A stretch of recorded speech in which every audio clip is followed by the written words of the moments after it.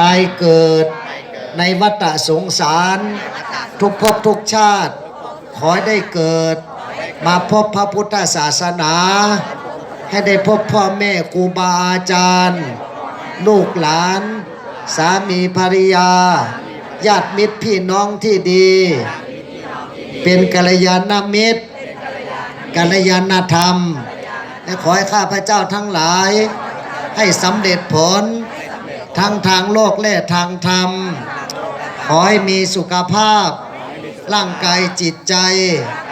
สมบูรณ์แข็งแรงมีอายุมั่นยืนยาวเป็นที่กราบไหว้บูชานับถือแก่เหล่ามนุษย์เทวดาทั้งหลายให้ทำประโยชน์ตนทำประโยชน์แก่พ่อแม่พี่น้องทำประโยชน์แก่สังคมทำประโยชน์แก่แผ่นดินประเทศชาติบ้านเมืองทำประโยชน์แก่ชาวโลกทั้งหลายสรรพสัตว์ร่วมโลกทั้งหลายให้อยู่ร่มเย็นเป็นสุขด้วยเมตตาธรรมกรุณาธรรม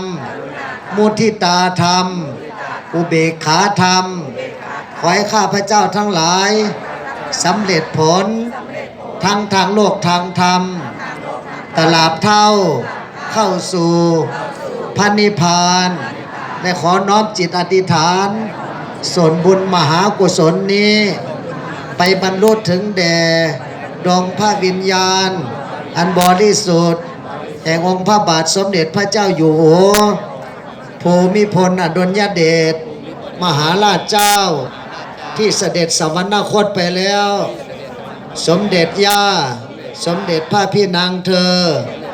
แทบบรมมหากษัตริย์อดีตทุกๆพระองค์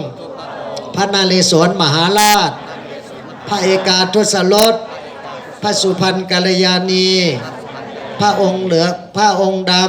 ำพระมหาเถรคันชองและขออุทิศส่วนบุญกุศลนี้ไปถึงแด่ผู้มีพระคุณทั้งหลายมีปู่ย่าตายายบิดามารดาครูบาอาจารย์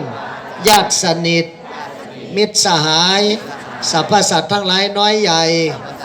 เจ้ากรรมนายเวรเจ้าบุญเจ้าคุณพระอินทร์พระพรหม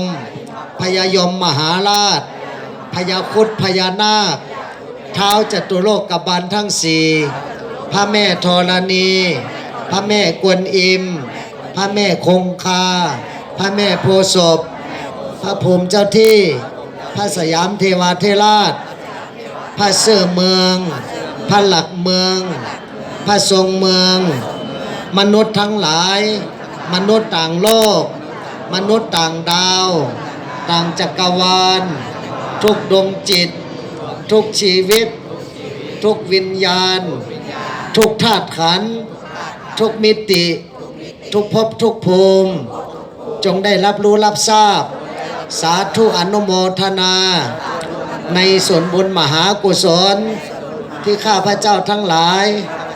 ได้บำเพ็ญแล้วนี้ให้สำเร็จซึ่งมนุษย์สมบัติสวรรค์สมบัติพรหมสมบัติพระนิพพานสมบัติสมความปรารถนาแห่งข้าพเจ้าทั้งหลายสัพพันด้วยเถิดสาธุสาธุสาธุอนุโมทามิตั้งใจรับ